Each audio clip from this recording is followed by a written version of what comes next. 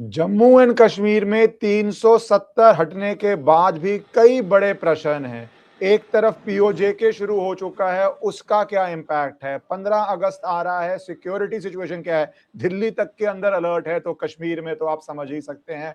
और एक जो बहुत देर से चीज चल रही थी कि रोहिंग्यास कैसे पहुंची जा रहे हैं, डेमोग्राफी वॉर है वो कैसे चल रही है, क्या उसका कोई समाधान है? तो ये पूरे इश्यूज डिस्कस करने के लिए मुझे बहुत खुशी है, पहली बारी हमारे साथ जुड़ रहे हैं senior journalist Pradeep Datta ji. Thank you sir for taking out time and joining. Yeah, it's an honor and privilege for me to be here on your show. Sir, अगर मैं जम्मू कश्मीर से शुरू करूं तो रोहिंग्या का जो एक बड़ा कॉन्सेप्ट है वो कैसे वहां पहुंचा? सेटलमेंट हो रही है, डेमोग्राफी चेंज हो रही है, जम्मू के लोग कहते हैं कि किस तरह डेमोग्राफी चेंज एक ऑर्गेनाइज्ड अटेम्प्ट से की जा रही है। क्या चल रहा है इसको लेके और क्या कुछ सोल्यूशन निकलेगा, इनको बाहर निकाला जा पाएगा? देखिए, बहुत बड़ी डेवलपमेंट हुई है इस साल। कुछ देर पहले एक कमेटी बनाएगी, high level committee on demographic change. और जब आप डिस्कस ये कर रहे हैं तो इस समय हाई लेवल कमेटी जो आज जम्मू में ही प्रेजेंट है और आज इनका तीसरा दिन है। और इसमें हमने देखा कि पिछले 3 दशक में एक सबसे बड़ा इश्यू जो रेड फ्लैग किया गया था, that was settlement of Rohingya. अब देखिए, रोहिंग्या की अगर आप सेटलमेंट देखेंगे, एक तो जब ये आए थे तो 6,000 के करीब फैमिली थी। Over the period of time इनका नंबर जो है डबल हो चुका है। इस समय 14,000 फैमिली के करीब है और ये स्कैटर्ड है डिफरेंट एरियाज में। लेकिन अगर इनकी सेटलमेंट देखेंगे तो देखिए, कंसर्न एक तरफ तो ह्यूमैनिटेरियन इश्यू को, जो लोग कई बार क्या होता है कि छाती पीटते हैं, देखिए ह्यूमैनिटेरियन इश्यू है, ये लोग वहां से भी पीड़ित होकर आए हैं, यहाँ आए हैं, तो आप इसको भी पोलिटिसाइज कर रहे हो। देखिए, पोलिटिसाइज करने की बात नहीं है। अब देखिए, शुरू ये होता है सिलसिला 2012 में, जब ये वहां से म्यांमार से निकलते हैं, जाते हैं कहाँ, बांग्लादेश। बांग्लादेश से बॉर्डर क्रॉस करते हैं, आते हैं वेस्ट बंगाल। वेस्ट बंगाल में ट्रेन से बिठाया जाता है, किसी भी और कोने में ये रुकते नहीं है, सीधा जम्मू आ जाते हैं। और जम्मू में भी आके कहाँ पे रुकते हैं? जहां पे ऑलरेडी मिलिट्री स्टेशन है। कहाँ रुकते हैं? जहां पे रेलवे लाइन है। कहाँ रुकते हैं? जहां पे हाईवे है। तो इस वजह से एक सिक्योरिटी कंसर्न बनता जा रहा है। और उसकी वजह यह भी है कि अगर आप देखेंगे कि इनके जो बच्चे हैं इस समय भी, क्योंकि मैं अक्सर जाता हूँ इन एरियाज में, इनके बच्चे स्कूलों में नहीं पढ़ते। उसकी वजह यह है कि क्योंकि इनके पास, क्या ये कहते हैं कि हमारे पास आधार कार्ड नहीं है तो एडमिशन मिलती नहीं है। What they have done is that they have started मदरसा, 4 मदरसा जहां पे इन्हें से इस्लामिक जो एजुकेशन दी जाती है। और there are chances of radicalisation also. अब कैसे ये आए उसका भी मैंने जब इनसे बातचीत की ऑन कैमरा, तो इतने सियाने हो चुके हैं over the period of time, इनको बताया गया, जो उनके नेता बन गए हैं, कि आप किसी के सामने भी बात नहीं करेंगे। अगर कोई आपसे पूछने आए तो सबसे पहले आप प्रिटेंड करिए कि आप हिंदी या उर्दू समझते नहीं है, हिंदुस्तानी भाषा आपको समझ आती नहीं है, तो ये प्रिटेंड करेंगे कि दे डोंट अंडरस्टैंड लैंग्वेज। तो फिर हमें भी अब समझ आ गया कि how to deal with them. When we start asking them over the period of time, हमने रियलाइज किया कि एक क्या होता था कि ये वर्ड यूज करते हैं दलाल। दलाल is one who is playing a role of a mediator, जो ट्रैफिकर है, जो इनको वहां से लेकर आता है। बांग्लादेश बॉर्डर पर ये क्या करते थे, 12 से 20,000, किसी ने 30,000 भी दिए होंगे, और इनको रात के अंधेरे में वहां से निकाला जाता था, बांग्लादेश लाया जाता था, और एक सोची समझे प्लान के तहत इनको यहाँ लाया गया। अब कैसे ये यहाँ पे सेटल हुए, जब ये यहाँ पे आए तो कुछ पॉलिटिकल पार्टीज को लगा कि ठीक है, हमारे लिए भी वोट बैंक बन जाएगा। तो ये जब रहने लगे तो over the period of time इनको बिजली भी प्रोवाइड की गई। अब ये इकोनॉमिक इंटरेस्ट भी लोगों के डेवलप होते गए। जैसे किसी का प्लॉट खाली था, उसने वहां पे कोई 8-10 झुग्गियां बनाने थी, यानी कि हर झुग्गी का वो चार्ज कर रहा था, उससे 1,000 रुपया ले रहा है उनसे, उनको दुकान खोलने थी, यानी कि उसके लिए आमदन बन गई। वो खाली प्लॉट में पैसे ले रहा है, 30-40 हजार महीने का आराम से कमा रहा है। जब भी कभी आवाज उठी कि इनको निकाला जाए, सबसे पहले जो रेजिस्टेंस आती थी उन स्थानीय निवासियों की तरफ से आती थी, पॉलिटिकल पार्टीज की तरफ से आती थी। अब देखिए, कश्मीर सेंट्रिक पॉलिटिकल पार्टीज क्या है, जब रोहिंग्या की बात आती थी, इलीगल इमिग्रेंट्स की बात आती थी, तो वो छाती पीटने लग जाते थे। ये वही कश्मीरी सेंट्रिक पॉलिटिकल पार्टीज हैं। इनके टाइम तो वो इंसानियत की गुहार लगाते थे कि देखिए, ये पीड़ित लोग हैं, वहां से सताए हुए हैं, जुल्म सितम की, यहाँ आ गए हैं और आप इन्हें निकालना चाहते हो, ये भारत की इमेज के लिए ठीक नहीं होगा। लेकिन सवाल उनसे कोई पूछे कि जब इतने साल से पीओके रिफ्यूजीज यहाँ पे आए, वेस्ट पाकिस्तान रिफ्यूजीज आए और वाल्मीकि समाज आए, आपने उनके लिए तो छाती पीटी नहीं। वाल्मीकि समाज के लोगों की अगर आप कहानी सुनेंगे, जब 1957 में यहाँ पे एजिटेशन चली, उनको जब यहाँ लाया गया, तो वो ये वादा करके लाया गया कि over the period of time आपको स्टेट सब्जेक्ट बनाया जाएगा, और उन्हें स्टेट सब्जेक्ट मिला नहीं। और आप देखिए, 4 पीढ़ियां होगी, वो सिर्फ क्या काम कर सकते थे, स्वीपर का काम कर सकते थे। मैं एक लड़की से मिला, तो मैंने जब उनसे बात करी तो मैंने कहा, क्या बदलाव आया है जो अनुच्छेद 370 हटने के बाद? तो उसकी आंखों में आंसू थे। उसने कहा कि मैंने 2001 में जो थी 12th अपना पास किया था, उसके बाद मैं मेडिकल कॉलेज के लिए तैयारी कर रही थी। जब मैं फॉर्म सबमिट करने गई तो मेरा फॉर्म रिजेक्ट कर दिया गया। मुझे कहा गया कि आप स्टेट सब्जेक्ट नहीं है। तो हमें समझ नहीं है, कहा मैं अपने पिताजी से आके पूछा स्टेट सब्जेक्ट क्या होता है, तो पिताजी भी अनपढ़, वो भी स्वीपर का काम करते, दादाजी ने भी स्वीपर का काम किया, कहा हमें तो पता नहीं स्टेट सब्जेक्ट नाम की कोई चीज है। कहा कि हमें मेडिकल कॉलेज में मुझे एडमिशन नहीं मिली। कहा फिर मुझे ग्रेजुएशन करनी पड़ी क्योंकि प्रोफेशनल कॉलेज में एडमिशन नहीं ले सकते क्योंकि आप स्टेट सब्जेक्ट नहीं थे, आप वोटिंग राइट नहीं आपके पास थे, आपको नौकरी नहीं मिल सकती थी। कहती है अनुच्छेद 377 हटा with one stroke of pen, Modi ji ने हमारे हाथ में एक कलम थमा दी, कहा कि अब झाड़ू नहीं आपके हाथ में होगा, आपके हाथ में कलम होगी, आप अपना मुस्तकबिल खुद देख सकते हैं। And she got admission in law course, law college में उसने एडमिशन लिया, प्रोफेशनल कोर्स। अब उसका लॉ डिग्री कंप्लीट हो रही है। कहती है कि अब मैं बाकियों के हकूक के लिए लड़ाई करूंगी। एजुकेशनल रेवोल्यूशन स्टार्ट हो गया, लेकिन इनके लिए कभी किसी ने बोला नहीं। लेकिन जब भी कभी रोहिंग्या को डिपोर्ट करने की बात होती है या रोहिंग्या के लिए सवाल उठता है या सिक्योरिटी कंसर्न के लिए बोलता नहीं। अब देखिए क्या किया इन्होंने रोहिंग्या ने over the period of time. अब कंसर्न क्यों बड़ा है, security concern, everybody is red flagging this issue. आज भी एक ऑर्गेनाइजेशन आई थी, उन्होंने 137 पेज का मेमोरेंडम जो है हैंड ओवर किया है इस कमेटी को, और उस मेमोरेंडम में उन्होंने बताया कि कैसे इन्होंने आधार कार्ड बना लिए, आधार कार्ड के साथ पैन कार्ड बना लिए, some of them have occupied domicile, यानी कि इंडियन सिटीजन, आपको सिटीजनशिप सर्टिफिकेट मिल गया है। करप्शन कहीं ना कहीं तो है। आपको कैसे मिला ये सिटीजनशिप सर्टिफिकेट? एक आम आदमी को जब बैंक अकाउंट खोलना पड़ता है तो 50,000 सवाल पूछे जाते हैं, डॉक्यूमेंटेशन करनी पड़ती है, और इनके पास ये सब कैसे आ गया? यानी कहीं ना कहीं तो करप्शन है, वो बात तो है, लेकिन दे हैव अक्वायर्ड। उसकी वजह से जो था ये कंसर्न रेज किया गया कि एक ये सिक्योरिटी कंसर्न है, क्योंकि इनकी प्रेजेंस जो है मिलिट्री स्टेशन के करीब है, क्योंकि हो सकता है कि फ्यूचर में ये मिलिटेंट्स, क्योंकि ये जो है डाउन ट्रॉडन सेक्शन है, वल्नरेबल सेक्शन है, इनको इजीली इंडोक्ट्रिनेट ब्रेन वॉश किया जा सकता है और यूज किया जा सकता है फॉर टेरर रिलेटेड एक्टिविटीज, क्योंकि ऑलरेडी हमने देखा है कि रखने में किस तरीके से म्यांमार में भी इनके केसेस हैं। तो ये वजह है कि ये काफी कंसर्न है।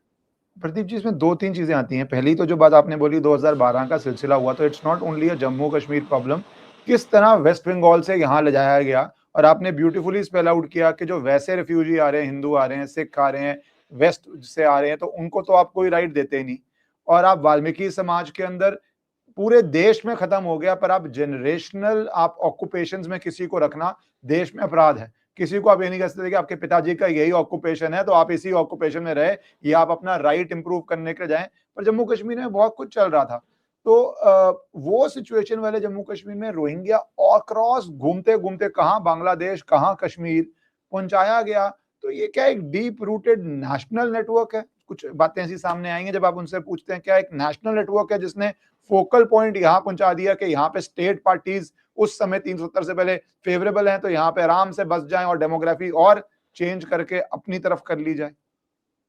देखिए, उनने, जब मैंने उनसे बातचीत करता हूँ, मैंने उनसे पूछने की कोशिश की, मैं अक्सर जाता रहता हूँ इंडियाज में तो उनसे इंटरेक्ट करता हूँ, तो उन्होंने कहा कि हमें यह बताया गया कि वहां पे जो है मुस्लिम पॉपुलेशन बहुत है।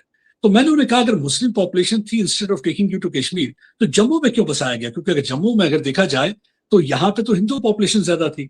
तो कहा कि हमें पता नहीं, हमें बिठाया तो हमने, कहते हैं कुछ लोगों ने तो कहा हमने पहली बार तो ट्रेन भी देखी थी, दे हैड नो आइडिया। यानी कि एक नेटवर्क था जो बड़ी सोची समझी साजिश के तहत इनको यहाँ पे लेके आ गया, और फिर बाद में पॉलिटिकल पार्टीज में इसमें अपना पॉलिटिकल वेस्टेड इंटरेस्ट देखने लगे। उनको लगा कि over the period of time they can use them, और एक साजिश के तहत आप देखिए इनको ऐसे इलाके में बसाया गया जिस तरीके से प्रॉपरली एनसर्कल कर सके जम्मू। तो यही एक वजह है कि सोशो पॉलिटिकल ऑर्गेनाइजेशन इस इशू को का लगातार रेज किया है। और सबसे बड़ी चीज ये है कि आप देखिए ये वहां पे रुके, नकली डॉक्यूमेंट्स भी बना लिए, लेकिन उसके बावजूद भी जो है पॉलिटिशियंस के कानों पर जू तक नहीं रही थी, कोई भी इसमें इश्यूज को उठाता नहीं था। जब कभी कोई पार्टी उठाती थी तो उन्हें कहना कि बिकॉज आप राइट विंगर्स हैं तो आप इसलिए इश्यू को उठा रहे हैं।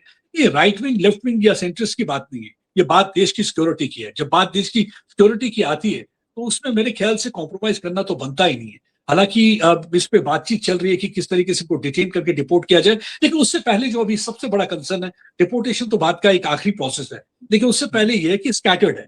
अब स्कैटर्ड है, उसको एक जगह पे रखा जाए जहां पे एक पूरा ऑडिट किया जाए कि कौन कौन है, वेरीफाई किया जाए, ताकि ये जो है देखिए अगर ये पहली जनरेशन, सेकंड जनरेशन, हो सकता है तीसरी जनरेशन में वोटर आईडी कार्ड भी कई लोगों ने बना लिया है, तो ये वोट भी देंगे और हो सकता है कल इलेक्शन कंटेस्ट भी करें। जो प्रॉब्लम हम वेस्ट बंगाल में फेस कर रहे थे, हो सकता है यही प्रॉब्लम हम यहाँ भी फेस करने लगे। और जम्मू जो अगर देखें ना, Jammu is a geopolitically sensitive area. एक तरफ आप देखिए पाकिस्तान है जम्मू कश्मीर में, दूसरी तरफ चीन लगता है, आप इसको नजरअंदाज नहीं कर सकते जम्मू को। और जम्मू को अगर इस तरीके से डेमोग्राफिक चेंज होती रहे, आप देखिए डेमोग्राफिक चेंज कैसे हुआ, ये खाली ये रोहिंग्या नहीं, कल्चरल इन्वेजन भी होता रहा है। अब देखिए पहले कश्मीर से खूबसूरत तरीके से कैसे कल्चरल इन्वेजन, श्रीनगर का नाम बदल के उन्होंने कर दिया, उन्होंने शहर खास लिखना शुरू कर दिया। मुझे आज भी याद है पीडीपी की सरकार थी तो प्रेस नोट आना शुरू हुआ, instead of writing Srinagar they started writing शहर खास। अब देखिए कई लोगों ने शंकराचार्य को लिखना शुरू कर दिया, तख्ते सुलेमानी।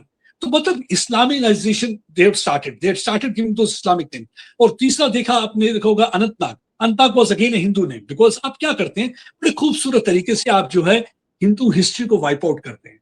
आपको समझना होगा क्योंकि ये लड़ाई जो है, बहुत सारे लोग आपको बहुत सारी कहानियां सुनाएंगे, कोई कहेगा 1987 की रिगिंग हुई, कोई आपको कहेगा कि नहीं इट वाज गवर्नर जगमोहन, उसको ब्लेम करेगा। लेकिन मैं आपको तीन बातें सीधा सिंपल बताता हूं। आप देखिए ये क्या था, ये अटैक वाज, अगर जब शुरू में हुआ, जब ये टेररिज्म स्टार्ट हुआ, ये अटैक किस पे था, हिंदूज, हिंदुस्तानी और हिंदुस्तान। अब सवाल पैदा होगा हिंदूज पे अटैक क्या हुआ, कि जब ये कश्मीरी पंडित्स को टारगेट किया, हिंदूज को टारगेट किया, कश्मीरी हिंदूज को, जिसकी वजह से पलायन हो गया। सबसे पहले तो आपने डेमोग्राफिक चेंज तब लाई जब उनको वहां से निकाला, तो यानी कि एक ही तबके के लोग वहां पे रहेंगे।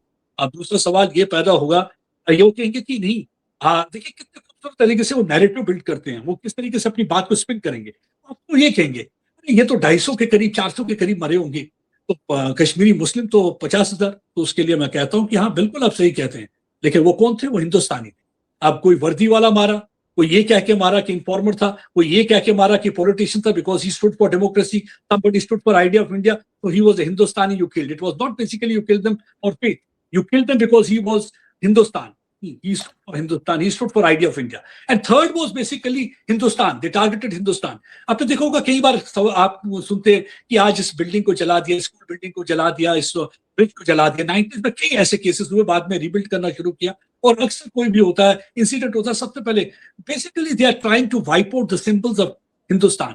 When they try to burn these buildings या ब्रिजेस को नुकसान पहुंचाने की कोशिश करते हैं, वाइप आउट करने की कोशिश करते हैं। तो this was basically an attack on Hindu, Hindustani and Hindustan. There is now other for any other reason for, fourth reason for that. लेकिन आपको एक कहानी बड़े खूबसूरत तरीके से सुनाएंगे, या आपको इस तरीके से they will make you believe that something of that sort has happened. But सवाल ये है कि जिस तरह आप बता रहे हैं कि नाम चेंज कर रहे हैं, और ये पैन इंडिया फिनोमेना है। होली मैंने कभी नहीं सुना था, जश्न रंग, जश्न रंग जब मैंने पहली बार ही सुना, कहाँ से आ गया भाई ये जश्न रंग, सारी उम्र होगी होली देखते हुए, बट आ गया नई जनरेशन में जश्न रंग, जश्न रंग। और अगर आप गूगल करें तो फिर इनको बड़े बड़े एल्गोरिथम भी सपोर्ट करते हैं। आज आप जश्न रंग टाइप कीजिए तो across India name used for Holi आना शुरू हो गया। कब से अक्रॉस इंडिया जश्न रंग नेम फॉर होली हो गया। सो ये जो आप बात कर रहे हैं इंपॉर्टेंट है। पर मैं रोहिंग्या पे लास्ट क्वेश्चन लेके मैं थोड़ा पीओजे के जाना चाहता हूँ कि क्या कुछ इस पे काम हो रहा है। आपने कहा 14,000 फैमिलीज, तो इनकी तो फैमिलीज भी साइज काफी बढ़ जाता है, एक जनरेशन और इनकी जनरेशन भी मल्टीप्लायर इफेक्ट 15, 18, 20 साल में हो जाएगा। तो और जम्मू कश्मीर में आबादी कोई इतनी बड़ी नहीं है, 2-3 सीटें भी आप इन्फ्लुएंस कर दें अगर हम पॉलिटिकल सेंस में बात करें तो इट्स अ बिग इम्पैक्ट। तो क्या कुछ मूवमेंट हो रही है, कमेटी कुछ टुथलेस है या कुछ कर रही है, या कुछ 370 के बाद कोई एफर्ट मारा गया है? What is the situation in tackling this problem now? देखिए सीरियसनेस दिख रही है सरकार की। कहीं ना कहीं प्रधानमंत्री ने पिछले साल 15 अगस्त पे अनाउंसमेंट की थी कि वो एक यहाँ पे कमीशन लाने जा रहे हैं, it will be for the democratic जो चेंजेस हुई हैं उसको मद्देनजर रखते हुए। तो ये पूरे भारत के लिए थी ये कमेटी जो बनी है, लेकिन Jammu seems to be on first on agenda, क्योंकि कश्मीर ये कमेटी नहीं जा रही है, क्योंकि डेमोग्राफिक चेंज तो यहाँ पे पहले हुई है। हालांकि वहां से कश्मीरी पंडित्स और हिंदूज का पलायन हुआ है, that was a part of निजाम मुस्तफा, दैट मीन्स कि they only wanted one particular community to be there. तो लेकिन अब वो सवाल कहेंगे कि भाई देन दे विल से अगर ऐसा होता तो फिर 6 had been staying there।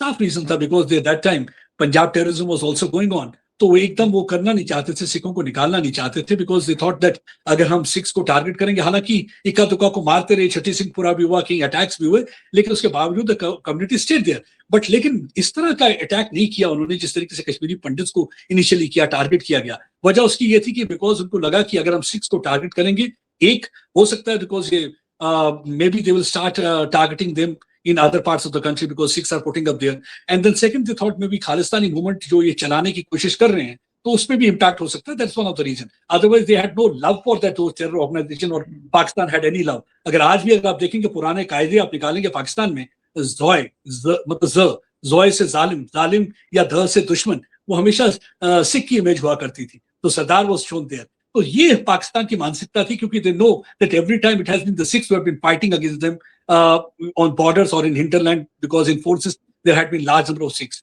तो हमेशा तो Sikhs were considered to be enemy, but because of Khalistan movement तो उन्होंने सोचा कि they can be the last target for timing, पहले we should start with the Kashmiri Hindus and the पंडित।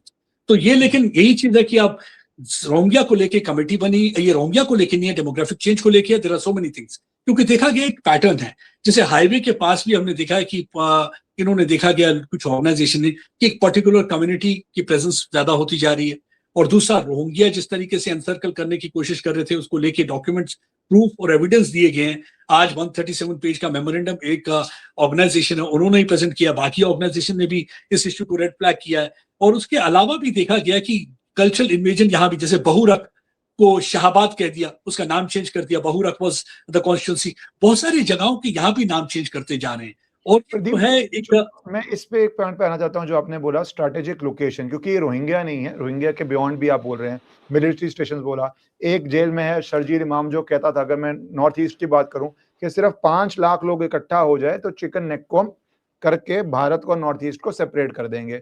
सो ये माइंड में कहीं तो ये इनके लिटरेचर में या इनके प्लान्स में चल रहा है कि जंग संख्या ही सेंसिटिव, और Jammu Kashmir is no less sensitive if not more sensitive. तो आपको पता है चुनौतियां क्या हैं कि कुछ भी वाइटल, जैसे आपने हाईवे बोला या मिलिट्री स्टेशन बोला, तो संख्या बल भी एक बहुत बड़ा डेंजर है विदाउट एनीथिंग एल्स। अगर इसको दिमाग लगा के इंसर्कलमेंट की जाए, तो क्या ये कमेटी या जो सिक्योरिटी एजेंसीज हैं उस खतरे को भी अब एनालाइज कर रही हैं और उससे कुछ सोल्यूशन निकालने की कोशिश कर रही हैं? बिल्कुल आपने सही कहा, उसको एनालाइज कर रहे हैं। यही एक वजह की कमेटी आज आई है, this is the first visit, 3 दिन का विजिट है। इसके बाद फिर से कमेटी आएगी, क्योंकि सबसे पहले जब ये कमेटी यहाँ पे आई तो उन्हें एक प्रेजेंटेशन दी गई, वो सरकार की तरफ से एक प्रेजेंटेशन दी गई, कुछ एडमिनिस्ट्रेशन के ऑफिसर्स थे, कंसर्न्स बताए गए। उसके बाद इन्होंने क्या किया है, डिफरेंट सोशियो पॉलिटिकल ऑर्गेनाइजेशंस को मिले हैं, सोशल ऑर्गेनाइजेशंस को मिले हैं, इवन पॉलिटिकल ऑर्गेनाइजेशंस से मुलाकात की है, और उनसे सब जानने की कोशिश की है कि what has been their concern, क्या कंसर्न है। जैसे सबसे बड़ा कंसर्न उनका, कुछ ने कहा कि सेंसस पे उन्होंने कहा कंसर्न बताया, डिफरेंस बिटवीन द सीट्स उन्होंने कंसर्न बताया कि इन चीजों को कैसे डील किया जा सकता है। तो रोहिंग्यास को लेके कंसर्न बताया कि किस तरीके से रोहिंग्या को डिटेन करके डिपोर्ट करना चाहिए, that should be the final solution. और फिलहाल जब तक ना करो तो at least they should be made to stay in one particular area rather than having a scattered population. और उसके अलावा एक और चीज वो चाहते हैं कि अगर यहां से या तो निकाल दीजिए, because Jammu Kashmir is a very sensitive place, I know to take to some other place, वहां से इनको ले जाइए, तो यहां ना रखिए, क्योंकि यहां पे रहने का मतलब है कि they can play into the hands of the enemy, तो they can be a threat to them, because सुजवा में ऑलरेडी, सुजवा military station is one military station that has been attacked thrice by terrorist, there had been 3 फिदाइन attack in the past, so it's a very serious matter. आप देखिए, अगर highway से mobilisation of troop होती है, तो mobilisation को कभी अगर ऐसी पॉपुलेशन हो दैट इज नॉट फेवरेबल और that is a hostile population और इलीगल इमिग्रेंट्स हैं, दे can play into the hands of enemy. सड़क ही अगर आपकी खोद दें तो आपकी 1 घंटे भी अगर मोबिलाइजेशन रुक जाए तो यू कैन योरसेल्फ अंडरस्टैंड कितना थ्रेट और कितना डेंजरस हो सकता है आपकी कंट्री के लिए। क्योंकि प्रेजेंट हालात में you have to be there on spot timely. बहुत मतलब टाइम की कीमत होती है। अगर थोड़ा भी एक स्टम्बिंग ब्लॉक भी क्रिएट किया जाए सड़क खोद के, तो आप सोच सकते हैं कि कितना मुश्किल हो सकता है। और मे भी प्रोटेस्ट एजिटेशन करके जानबूझ के सड़क पे बैठ जाएं, तो आप सोच सकते हैं कि आर्मी कॉन्वॉय रुक सकती है। तो ये सारी चीजों को मद्देनजर रखते हुए ये सारे जो स्टेप्स लिए गए हैं सरकार की तरफ से, पहली बार एक सीरियस अप्रोच लग रही है।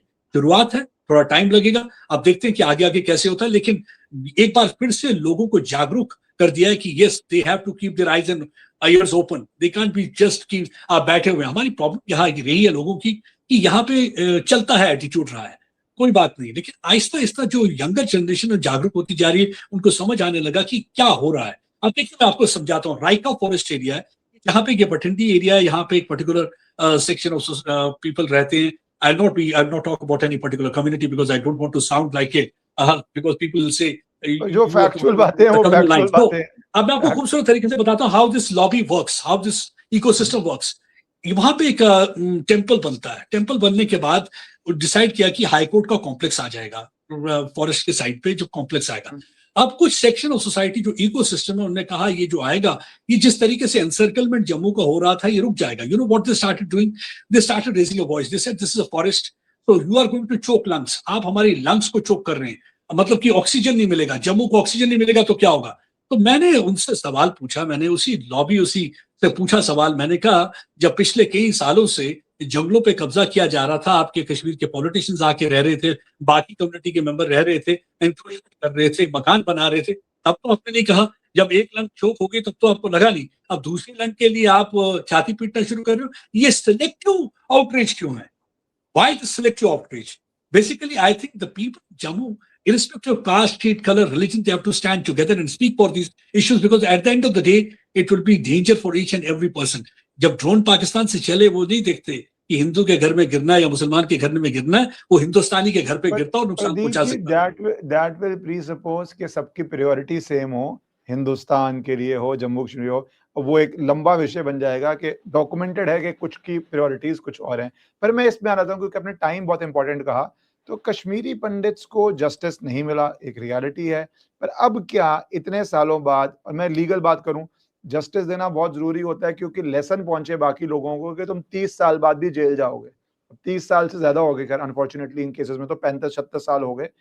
कुछ काम इस पे सीरियसली हो रहा है या सिर्फ ये हेडलाइंस हैं? क्योंकि आपको अंदर की खबर है। आर इज द जांच एजेंसी सीरियस और कुछ निकलेगा, या सिर्फ ये हेडलाइंस हैं? देखिए, हेडलाइन नहीं कहूंगा, कुछ होना शुरू हुआ है, क्योंकि पिछले कई सालों से आपने देखा होगा सुप्रीम कोर्ट का दरवाजा भी खटखटाया था कश्मीरी हिंदुओं ने, पंडित ने, उन्होंने कहा था कि आप हमारे केसेस को रीओपन करिए। तो उस समय की चीफ जस्टिस ने कहा था कि काफी समय हो चुका है, तो उन्होंने फिर एग्जाम्पल दी थी, कहा अगर आप डेली राइट्स के केस ओपन कर सकते हैं तो why can't the Kashmiri Hindu cases, जबकि हमारा समय तो है उनसे कम ही हुआ है। तो उनका ये कहना था। अब क्या हुआ है कि सरकार ने ये काम शुरू कर दिया कि स्टेट इन्वेस्टिगेशन एजेंसी ने सबसे पहले सरला भट्ट जो नर्स थी जिनको मार दिया था, सबरा इंस्टीट्यूट में काम करती थी, 90 के दशक में उनको एब्डक्ट करके बुरी तरह से मार के उन्हें फेंक दिया था, body was mutilated, she was raped also, and then उस पे पिछले कई सालों से आपने देखा होगा कि एफआईआर लॉन्च होने के बाद वो फाइल वहीं पे गर्दा गुबार खाती रही पुलिस स्टेशन में, उसके ऊपर कोई एक्शन नहीं हुआ। और उसकी वजह से क्या होता है कि ऐसे एलिमेंट्स जो हैं वो पूरी तरह से एनकरेज हो जाते हैं, जो टेरर रिलेटेड एलिमेंट्स होते हैं, जो ओवरग्राउंड वर्कर्स होते हैं, जो इकोसिस्टम होता है। तो यानी कि वो क्या हुआ, यासीन मलिक जो इन्वॉल्व था, यासीन मलिक मसैया ऑफ पीस बन गया, और यासीन मलिक जगह जगह जाके पीस पे भाषण देने लगा। All of a sudden he was being projected by lobby and ecosystem as Gandhi, कि गांधी जी। और ये वही गांधी है जिसने पहले आपने देखा होगा कि 90 में ही जब 25 जनवरी को इन्हें मार गिराए थे एयरफोर्स ऑफिशियल, जिसमें स्क्वाड्रन लीडर रवि खन्ना भी थे।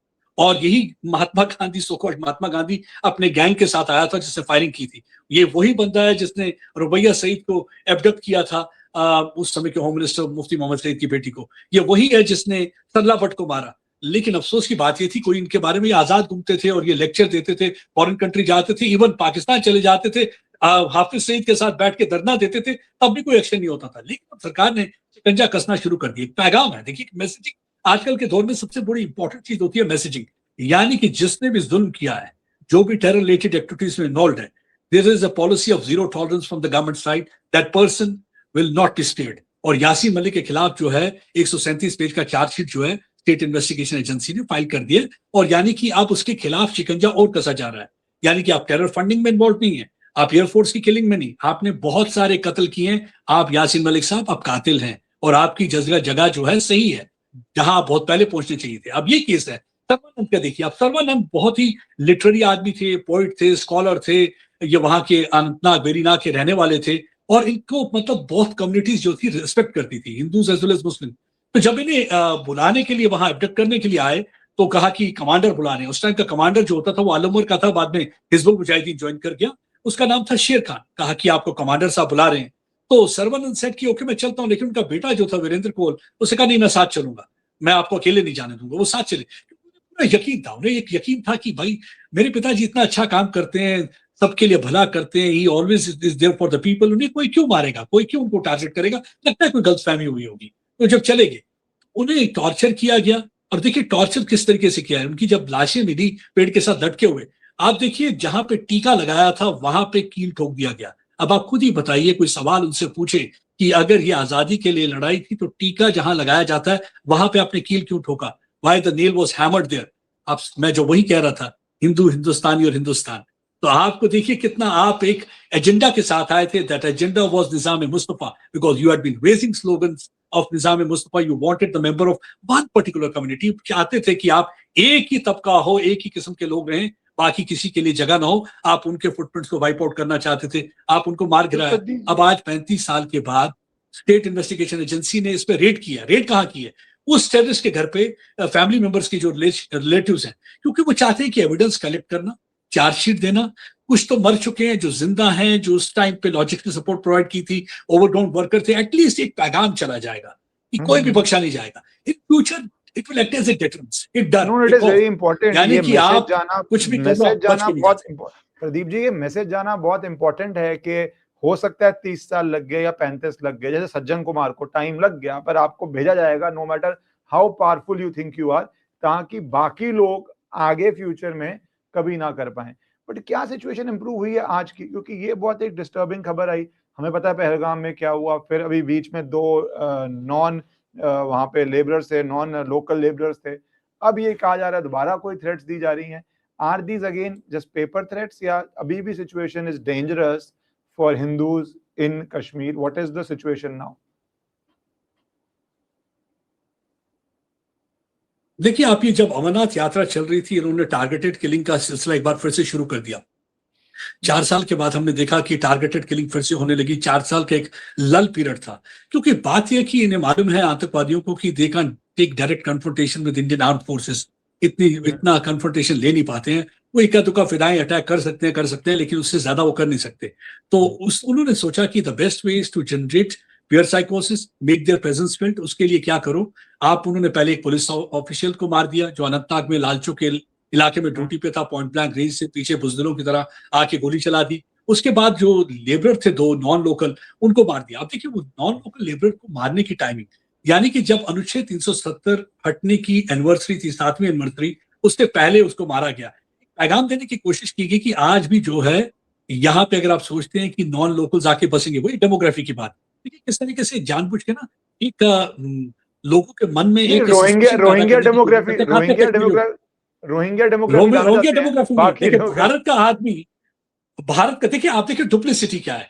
डुप्लिसिटी ये है कि भारत का आदमी अगर भारत आके अपने वहां पे दर्शन कर रहा है, तो वो उनके लिए डेमोग्राफिक चेंज है। आपको मैं खूबसूरत बात बताता हूँ। एक बार मैं कॉन्फ्रेंस में था, तो कॉन्फ्रेंस में इंडिया हैबिटेट सेंटर में कॉन्फ्रेंस थी।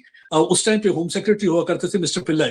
कांग्रेस की सरकार थी, तो कुछ हमारे कश्मीर के जर्नलिस्ट थे और बहुत ही अच्छी खूबसूरत तरीके से बड़ी भारी भरकम वोकैबुलरी का इस्तेमाल करके दोस्त पोम्पोसिटी एंड वर्बोसिटी ऑफ वर्ड्स, उन्होंने बताया कि किस तरीके से डेमोग्राफिक चेंज। आपको याद होगा 2008 में अमरनाथ एजिटेशन हुई थी।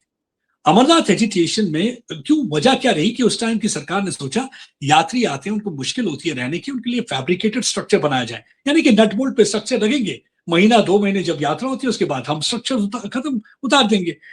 इन्होंने क्या कहा? इन्होंने कहा कि ये डेलिबरेट अटेम्प्ट है to bring in demographic change. ये डेमोग्राफी को चेंज करना चाहते हैं, ये मुस्लिम डेमोग्राफी को डाइल्यूट करना चाहते हैं, because they want outsiders under the garb of Amarnath pilgrims to come and stay there. तो मैंने उस टाइम, मुझे याद है कि जब मैं सुनता रहा, then I asked them a question. ऐसे मैं एक सवाल आपसे पूछना चाहता हूं, बाकी हिंदुस्तान के कोनों की बात नहीं करता, मैं जम्मू के हिंदू और सिख्स की बात करता हूं। मुझे आप बताइए, how many Muslims have constructed house outside Kashmir and in different parts of India and they have got the business there? They said many. Obviously मेरी तरफ देखने लगे, मैंने कहा मेनी। तो मैंने दूसरा सवाल पूछा, मैंने कहा मुझे ये बताओ, हिंदुस्तान के बाकी नहीं, दिल्ली, बॉम्बे, कलकत्ता की बात नहीं करता, मैं बात ये करता हूं कि कितने हिंदूज हैं जो जम्मू से जाके, जिन्होंने अपना मकान बांडीपुर, बारामूला, अनंतनाग और पुलवामा या बडगाम एरिया में बनाया है, जो कि प्लेन इलाके हैं। तो मेरी तरफ देखने लगे, मैंने कहा नन, एक ने भी नहीं बनाया, ना जमीन खरीदी, ना बिजनेस स्टार्ट किया, ना बनाया।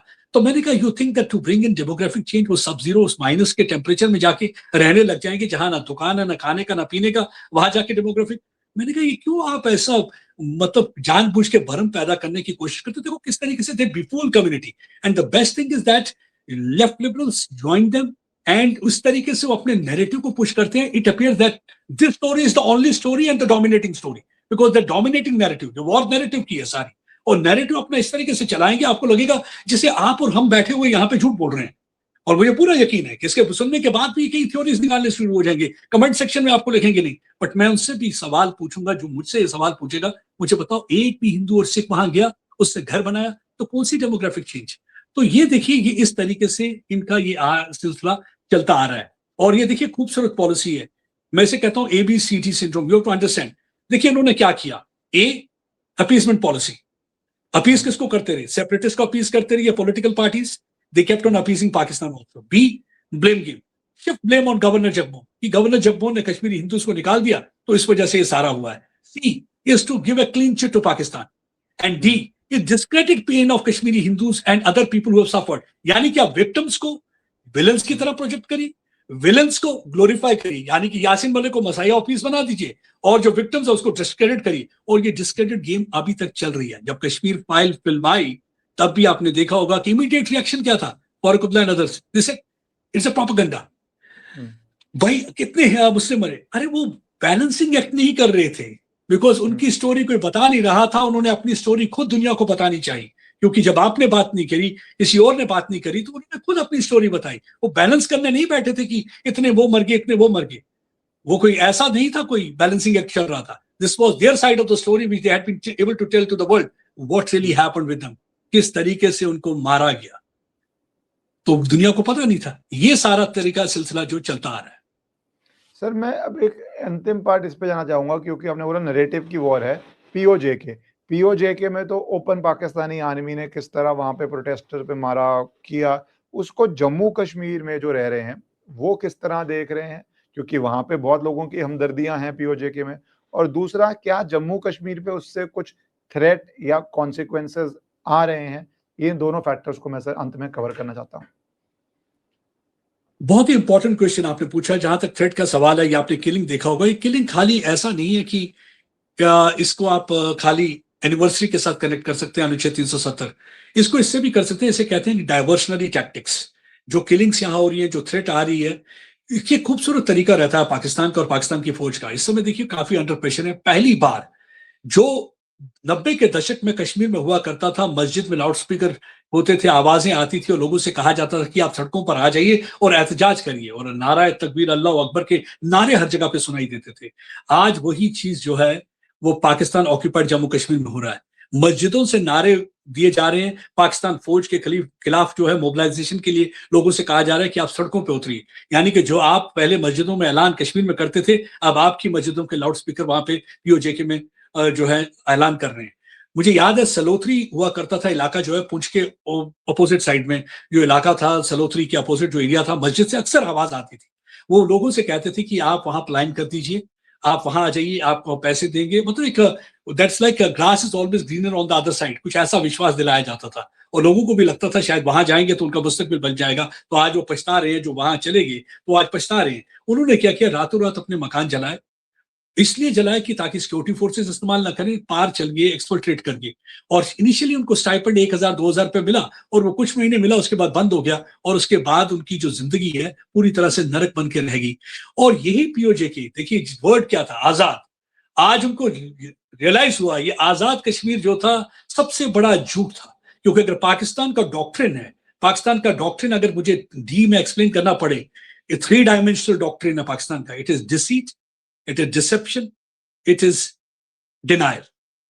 ये हमेशा डिनाई करते रहेंगे और धोखेबाजी, झूठ, फरेब, इनका सारा डॉक्ट्रिन इसी पे बेस्ड है. इनका चाहे डिप्लोमेटिक डॉक्ट्रिन की बात करें, चाहे इनकी बात करें मिलिट्री डॉक्ट्रिन की बात करें. और एक तरफ हिंदुस्तान का संवाद, सुरक्षा, सभ्यता, संस्कृति. अब देखिए हमारा डॉक्ट्रिन, डिप्लोमेटिक डॉक्ट्रिन क्या है और इनका देखिए डिसीट, डिसेप्शन और डिनायल पे चल रहा है. अब देखिए पाकिस्तान आजाद कश्मीर, आज इनको पता चल गया है कि ये क्या है. A stands for atrocities, Z stands for zulm by Pakistan Army directly. Azad. A atrocities, Z zulm by Army directly, D for directly. So ये आजाद वो इंडिपेंडेंस नहीं था. आज क्यों कहते हैं, अक्सर एक नारा सुनाई देता होगा वहां पे, ये जो दहशतगर्दी है उसके पीछे पाकिस्तान फौज की वर्दी है. यही वजह है कि 13 इंपॉर्टेंट रहेगा. 14 को वो अपना इंडिपेंडेंस डे मनाते हैं, लेकिन उससे पहले वो अपनी आजादी के लिए एक नारा लगाएंगे, इंटरनेशनलाइज करने की कोशिश करेंगे कश्मीर पीओजे के इशू को, क्योंकि वो चाहेंगे कि पूरी दुनिया को पता लगे कि क्या हो रहा है पीओजे में. क्योंकि there is a complete silence. सवाल यही पूछा जा रहा है, वर्ल्ड कम्युनिटी साइलेंट क्यों है. और दूसरा, मैं एक बात पे हैरान हूं थोड़ा सा, ये जो हमारी तरफ से डिप्लोमेटिक रेस्ट्रेन है, is this a part of some kind of a strategic. पर आप इससे एग्री करते हैं? ये बड़ा सवाल है. बहुत लोग कह रहे हैं कि देयर वर 3 ऑप्शंस. एक ऑप्शन तो है कि भारत एक्टिवली हेल्प करे, ड्रोन दे, सामान भेजे, जो भी करे. दूसरा ऑप्शन ये है कि भारत चलो वॉर तो कोई नहीं कह रहा, बट भारत जिस तरह सपोर्ट कर सकता है उसको करना चाहिए, beyond food and supply and medicine also, जो 100 मीन्स होती हैं सरकार के पास। तीसरा, एक कम से कम डिप्लोमेटिकली तो इसको हर फोरम पे उठाओ, क्योंकि वहां पे अभी एक ब्रिटिश नेशनल भी मरा, तो you have reasons to raise it. वो भारत सरकार उस तरह नहीं कर रही, हल्की फुल्की स्टेटमेंट्स कहीं पे ऑड नहीं कर रहा। तो क्या इसके पीछे रीजन है, and do you agree with this reason, और do you think something more should be done? देखिए, जहां तक हथियार की बात है, भारत ने कभी भी पहले भी जो है, भारत एक एक्सपेंशनिस्ट आइडियोलॉजी के साथ मुल्क नहीं बना है, क्योंकि भारत हमेशा चाहता है कि अपने यहाँ पे सेफ्टी, सिक्योरिटी और इंटेग्रिटी रहे। भारत ने कभी भी नहीं चाहा कि दूसरे किसी मुल्क को नुकसान हो। भारत ने कभी भी इन्फिल्ट्रेट करके आतंकवादी नहीं भेजे हैं। भारत ने कभी भी ये चीज करी नहीं है। जब भी किया है तो धड़ल्ले से किया है। हालांकि आपने देखा होगा कि अननोन गनमैन का डर और खौफ काफी पाकिस्तान में फैला हुआ है। भारत ने उसमें भी कहा कि हमने कभी अननोन गनमैन में बिलीव नहीं करते हैं। आपने बेसरन किया। आपने अप्रैल 22 को 3 आतंकवादी भेजे पाकिस्तान के लश्कर के, 26 टूरिस्ट को मार दिया। और हमने कुछ दिनों बाद जब ऑपरेशन सिंदूर किया, वो 22 मिनट का ऑपरेशन था, 26 मिसाइल दागे गए ओपनली। उनके जो मुरीद के लश्कर का हेडक्वार्टर था, बावलपुर का हेडक्वार्टर था, और बाकी जो 7 और टेरर डेन थे, यानी कि 9 टेरर फैक्ट्रीज को पूरी तरह तबाह बर्बाद कर दिया। हालांकि वो अलग बात है कि पाकिस्तान के पास जो पैसा एड आया, जो उन्होंने इंटरनेशनल मॉनेटरी फंड से लिया, उन्होंने फिर से वही टेरर इदारों को बनाने में इस्तेमाल कर दिया। मेरे ख्याल से वो अब फिर से चाहिए, जो हमारे FATF वाले, उनको देखना चाहिए कि वो पैसा कहाँ गया। They should ask them why that money was used for construction of these terror factories again. Why you want to set up those terror factories? लश्कर तोयबा को सबको मालूम है कि लश्कर तोयबा क्या है। लेकिन अनफॉर्चुनेट चीज क्या है, जो अवामी एक्शन कमेटी है जम्मू एंड कश्मीर में, जो POJK में अवामी एक्शन कमेटी है, जो अपने हुकूक के लिए आवाज उठा रही है, चांद नहीं मांग रही। मांग क्या रही है? आटा मांग रही है, दाल मांग रही है, चावल मांग रही है सस्ते दामों पे। बिजली अगर प्रोड्यूस होती है तो भाई हमें सस्ते दामों में दे दीजिए। और दूसरा, वो कहते क्या है कि 12 जो आपने सीट्स रखी हुई है रेफ्यूजीज के नाम पर आप क्या करते हैं? इलेक्शन को इन्फ्लुएंस करते हैं, और वोट कोई कहीं भी दे तो आप, वो जो रूलिंग पार्टी होती है जीत जाती है। जैसे समय आप देख रहे हैं, नवाज शरीफ की पार्टी 25 सीट लेके अब सरकार हुकूमत बना लेगी। उन्होंने कहा ये 12 सीट का ये जो धोखेबाजी ये बंद करिए। तो लेकिन क्या हुआ, उन्होंने उनको टेरर ऑर्गेनाइजेशन घोषित कर दिया, 1 करोड़ का इनाम रख दिया। और जो टेररिस्ट हैं, हाफिज सईद या मसूद अजहर, जो 26/11 में मुलव्वस हैं, ग्लोबली डेजिग्नेटेड टेररिस्ट, उन ग्लोबली टेररिस्ट को आप सिक्योरिटी प्रोवाइड कर रहे हैं, अपनी गोद में बिठा के इंटर सर्विस इंटेलिजेंस ने रखा हुआ है। लेकिन अफसोस की बात यह है कि आज भी अमेरिका वही गलती कर रहा है। अमेरिका अपना छोटा इंटरेस्ट देखता है, क्योंकि अमेरिका वो इंटरेस्ट देखता है क्योंकि पाकिस्तान जिस तरीके से उनको अपना मुल्क बेस की तरह इस्तेमाल करने देता है, शायद वही एक इंटरेस्ट देख के पाकिस्तान के गुणगान गाने लग जाता है। लेकिन उन्हें यह सोचना होगा, मेरे ख्याल से हिलरी क्लिंटन ने लिखा हुआ है, अपने ही नेता की बात सुन लीजिए, कि अगर आप सांप को दूध पिलाओगे ये सोच के कि सांप सिर्फ जो है पड़ोसी को डसेगा, तो बिल्कुल गलत सोच रहे हैं। सांप आपको भी डस सकता है और बाकियों को भी जाके दूध डस सकता है। ये वो सांप है, इनको प्लीज दूध ना पिलाइए, मेहरबानी करके पाकिस्तान के खिलाफ बोलिए। और ये वक्त है, मेरे ख्याल से यही एक वजह है कि 13 को जो है इंटरनेशनलाइज करने के लिए they are going global from local. जो प्रधानमंत्री जी बात करते हैं ना, local, global to local, local to global, मेरे ख्याल से यही उन्होंने समझ लिया है कि अब हमें लोकल से ग्लोबल होना पड़ेगा, ग्लोबल लेवल पे आवाज उठानी होगी। क्योंकि मीरपुर के अगर देखा जाए, जो लोग हैं यूके में काफी बसे हुए हैं, बाकी अगर देखा जाए मुजफ्फराबाद की, या बात करें भिंबर की बात करें, तो कई लोग जो हैं US में बसे हुए हैं, कनाडा में बसे हैं, मिडिल ईस्ट में बसे हैं। मुल्कों में आवाज उठाएंगे, एक साथ आवाज उठाएंगे बुलंद करके कि पाकिस्तान की फौज हमारे साथ किस किस्म की बर्बरता कर रही है। और मुझे लगता है कि भारत को, कंट्री को इन्वॉल्व होने की जरूरत नहीं है, लेकिन हमारे वो इन्फ्लुएंसर कहाँ हैं? मैं सवाल ये पूछना चाहूंगा। महबूबा मुफ्ती जी का बड़ा सिलसिला बड़ा आसान रहता है कि he will always try to blame Kashmir centric political parties का फॉर एवरीथिंग। इस समय ये हमारे कश्मीरी मर रहे हैं, तो इस समय आप में से कौन है कि कोई यूनाइटेड नेशन के दफ्तर के बाहर गया गुहार लगाने के लिए? आप जंतर मंतर तो पहुंच गए, लेकिन आप यूनाइटेड नेशन का दफ्तर नहीं जा सके, जो आपसे कुछ किलोमीटर की दूरी, गुपकार से कुछ किलोमीटर की दूरी पर है। आप वहां पे रहती, अब चली जाती, कितना था, 7-8 किलोमीटर का फासला था, और कुछ के लिए तो आधे किलोमीटर का फासला भी नहीं है। आप वहां पे जाते और बताते यूएन दफ्तर के बाहर कि देखिए हमारे POJK के लोगों को मारा जा रहा है, लेकिन वो बोलेंगे नहीं। इसीलिए मैं कहता हूं, वो ABCD अपीजमेंट सिंड्रोम, जब तक ये अपीजमेंट सिंड्रोम इन कश्मीर के नेताओं का बंद नहीं होगा, मेरे ख्याल से तब तक सिचुएशन में सुधार नहीं होगा। They are the one who provide oxygen to ecosystem of terror, encourage and embolden these organizations their vested political interest. जी प्रदीप जी, थैंक यू प्रदीप जी। ये पूरा जो कश्मीर का सिचुएशन चल रहा है, ग्राफिक टेरर है, मैं तो बोलता हूँ इसमें, मुझे कोई संकोच नहीं है। स्पेन में जो हुआ, या प्रोफाइल चेंज करके आप पूरा देश के अंदर क्या करने की कोशिश कर सकते हैं, वो पूरा डिस्कस करने के लिए, जस्टिस को डिस्कस करने के लिए, पीओजेके का क्या इम्पैक्ट पड़ेगा, उस सब के लिए आके ट्रू ऑन ग्राउंड पर्सपेक्टिव देने के लिए आपका बहुत-बहुत धन्यवाद। Thank you.